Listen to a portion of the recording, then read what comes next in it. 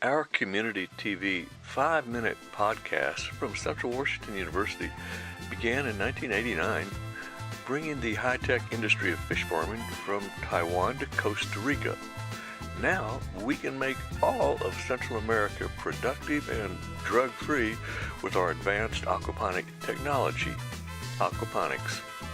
Help us with this mission. Watch the little podcast series that tells the story how we can solve the migrant crisis and prevent Venezuela from being the model for the region. Our system is better. Watch and see and tell us how you can help make it happen. America's future depends upon uniting the states of Central America and Mexico as China is uniting Southeast Asia. Here is a farm I began in Costa Rica with the help of 4 world-famous fisheries scientists. As a trout farmer, I was sent to study how the Rockefeller Foundation showed Formosa how to be the beautiful Republic of Taiwan with the Taiwanese Fisheries Institute in Taipei, Keelung, and Kaohsiung, which became the world's #1 grower and exporter of the famous monodon, or black tiger prawn. The technology was brilliant, and I wanted to share it with Costa Rica and make the Central American states just as prosperous as Taiwan. So we bought 6 acres on the Bay of Tarcoles with 2 small houses where a shrimp hatchery was up the coast half a mile, and the Tarcoles Fisheries Co-op was half a mile down the coast with 6 new 30-foot canoes with outboards and a processing building and 4 little Toyota trucks with coolers on the back to transport their fish and shrimp to market in San Jose, well, our shrimp with their fish, and to the airport with Sealand Shipping. This was 1987, and the pollution was becoming a problem in the world. Our bay was quarantined from everything because of all the garbage and chemicals and things that flushed down from the cities above in the Tarcoles River.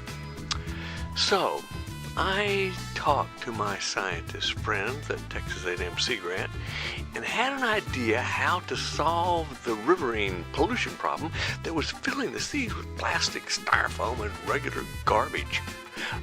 Pawnee Plastics in Portland made the black corrugated liners for the back of pickup trucks. So we worked out a design how to build an intensive fish, prawn, and shrimp hatchery and on-land farm by the river that could be used by villagers also for water treatment. As we see, the system raises fish, aquaculture, without pollution, and also is so cheap that villages can use the same design, interlocking panels, to filter their garbage from going into the river and the sea. We want to form a North American co-op with Central America to make these countries as prosperous and free and as beautiful as Taiwan. As a bonus, Australia has a main variety of lobster that is freshwater and also grows in ponds where I also studied and worked in New South Wales. So we can stop pollution and raise shrimp, lobster, prawns, and fish as the new cash crop of Central America. Help us form the North American Co-op with Rance DeWitt. The corrugated panel system that we created in response to this may work for both fish and capturing pollution, plastics and styrofoam in villages and around the world. But what would we do, or what would the villagers do with the plastic and styrofoam? Well, here is one thing. A simple Troy built makes a perfect chips of styrofoam and plastics.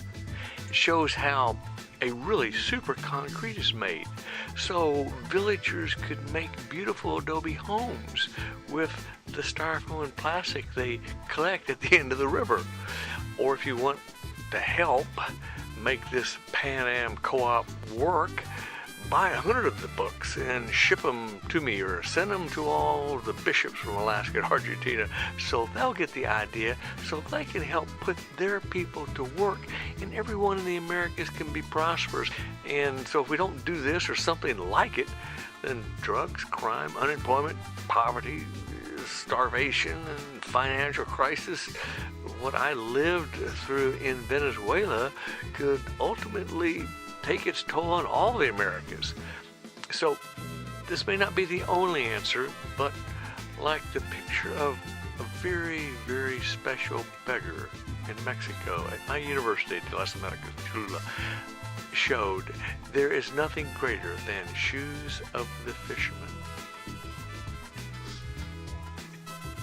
This series of podcasts includes meetings with Reagan and St. Pope John Paul in Dallas and Christ Church in 79 and 86, and subsequent world travels.